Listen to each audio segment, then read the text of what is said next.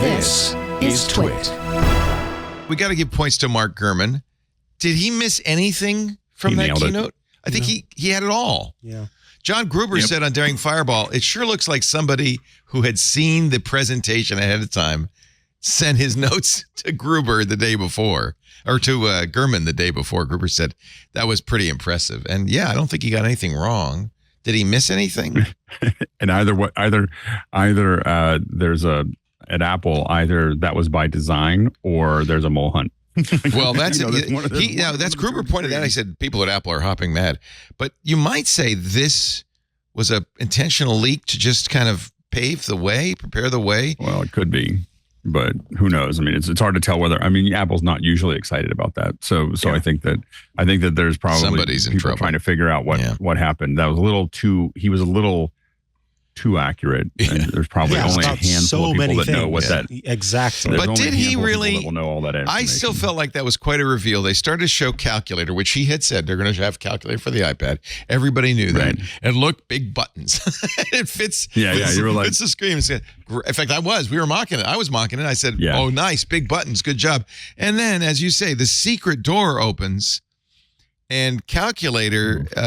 And by the way, it feels like calculator and notes are two different views inside the same app. Because you can basically do a lot of the calculator stuff in Notes. The other thing I loved what Apple did was they didn't mention AI for the first hour and a half. They didn't say the words AI at all.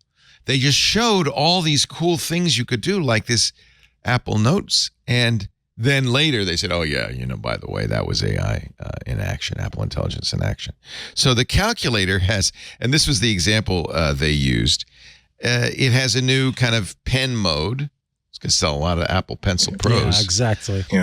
Here's solving a problem on projectile motion in table tennis. And they show the angle, the curve.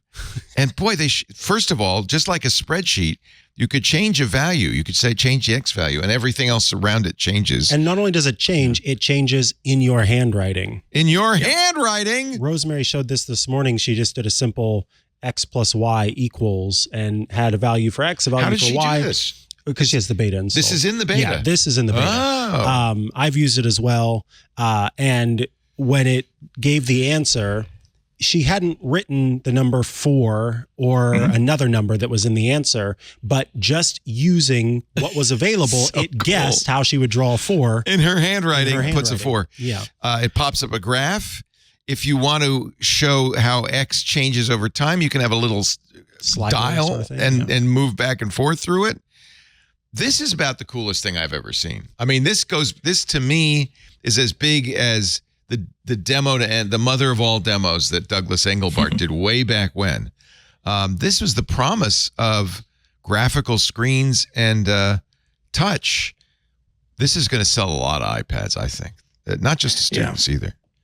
The ability to play. I can't wait to see teachers who happen to have access to iPads in the classroom. I can't wait to see how they will teach math labs, how they would develop curriculum, develop a unit of like trigonometry based on, look, just play with it, just mess around with it, just draw stuff, change the shape of this curve, see what happens, change the parameters of this equation, see what happens, to see the effects that it has.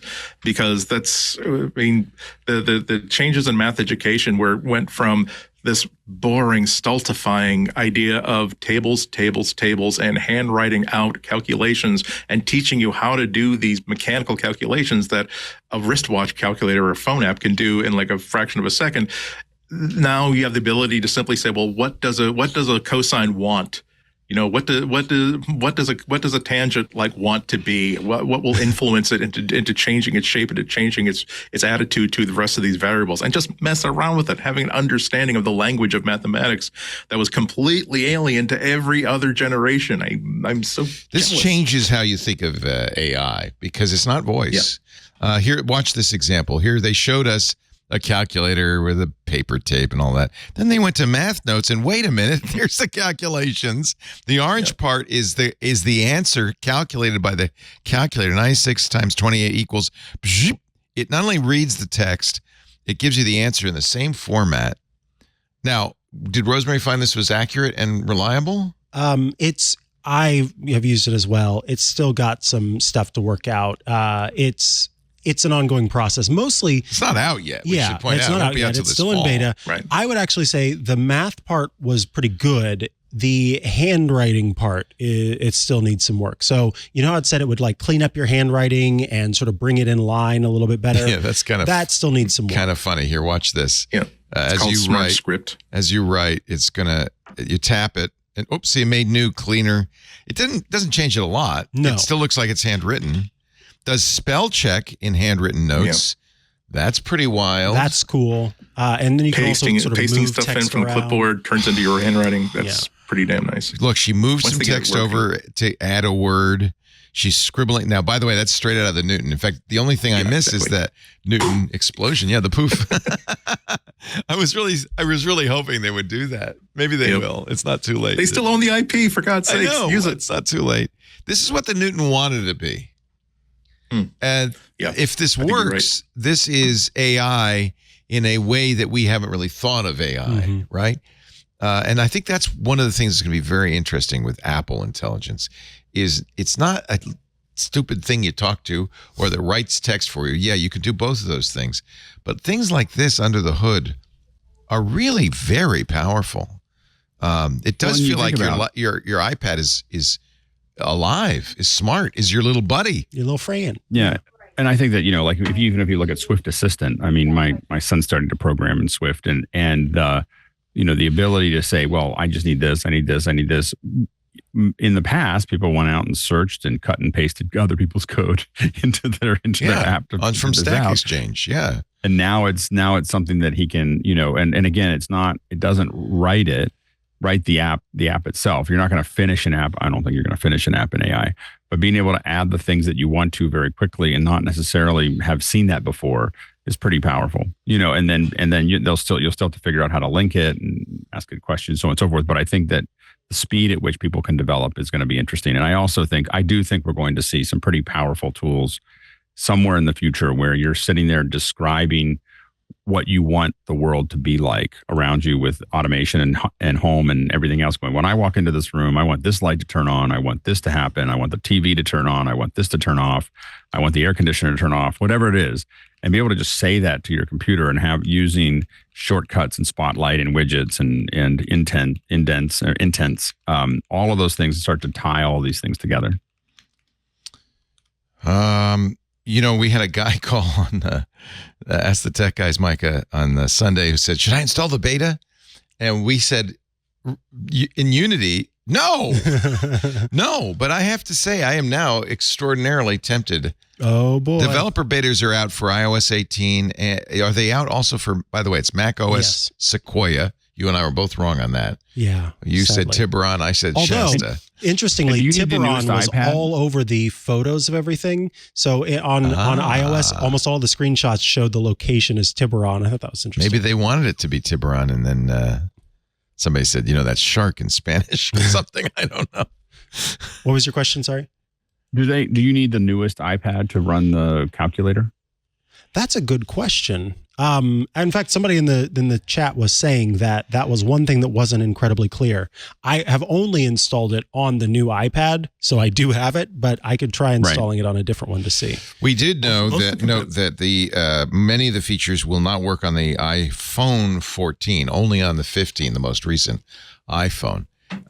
And I wonder, is that a technical requirement, or is that Apple kind of encouraging people to upgrade, which is their lifeblood, frankly? Here's from 9 to 5 Mac, which iPads can run iPadOS. Well, but see, this doesn't tell you what the functionality will be. Yeah. I do note that the oldest iPad that supports it is the 2018 first generation iPad Pros. And you need a 2019 iPad Air, third generation or later, to support it. So I'm thinking Apple's going to be pretty adamant about having the latest hardware to make this work. Oh, I bet at minimum they're going to change a lot of the branding and packaging to say the new iPhone 16 with Apple Intelligence. Like, hey, use your great new iPhone 15 with Apple Intelligence, your iPad M1 with Apple Intelligence. And if it's not marketed as blah, blah, blah with Apple Intelligence, that means that you're not going to get the cool stuff, and that will kind of it'll kind of FOMO you into making that upgrade maybe a year too early. Yeah. I was so captivated by Notes that I thought that was the biggest feature. Notes and Calculator. Anything? It's a great else. That it's a you great want to talk demo, about? and realize that we're reacting not even to demos, we're reacting to presentation materials. So we're not really seeing what this is actually going to do. But Apple has a really good track record for this, so maybe we're not stupid to be optimistic that sometime within the next year we're going to get everything that they promised us today. What are the odds that what we get either this fall with a new iPhone and perhaps new iPads, or later after the new hardware comes out, actually do what we saw? Google's famous for doing demos that never emerge. And Apple has done that. They've definitely had things that they announced that never made it out the door, but it is pretty I think the rare. odds are high. Yeah. Yeah. It's usually hardware. When Apple says they've had a couple of things where the hardware never appeared. But it hasn't been, I don't think that I can't remember a time when they said that, other than when people pushed back, some of the stuff disappeared. But I think that as far as a technology they just couldn't get to, I can't remember the last time Apple said that there was going to be a software developed that didn't come out the other end. Unless people threw, torch, it was pitchforks and torches over some of the scanning stuff, right. Which you can see why Apple may have been trying to do that preemptively, because you start to look at some of the stuff that Apple's doing now, which is hiding apps based on your facial recognition, locking apps based on facial recognition, and being able to specifically as a user to start to decide that if, there's obviously a lot of great legitimate reasons to have that. There's a lot of illegitimate reasons to do that as well. So I think that the privacy part of that process that Apple's continuing to tighten is putting them pretty close to a third rail, as far as people being able to hide nefarious things on their phone and be able to, lock them, be able to hand you a phone that's open that doesn't necessarily have all that information. For instance, if you're doing all your communication in Signal and it's hiding Signal, you can unlock it and hand it to somebody and it doesn't matter. Right. They see like that. Yeah. They see everything but Signal, and they don't know that you're using Signal for something, and so they don't know to even ask for it. So that's the interesting piece of that puzzle. Hey, it's Leo Laporte. If you enjoyed this little snippet of our programming, make sure you check out the full MacBreak Weekly. The link is right down there.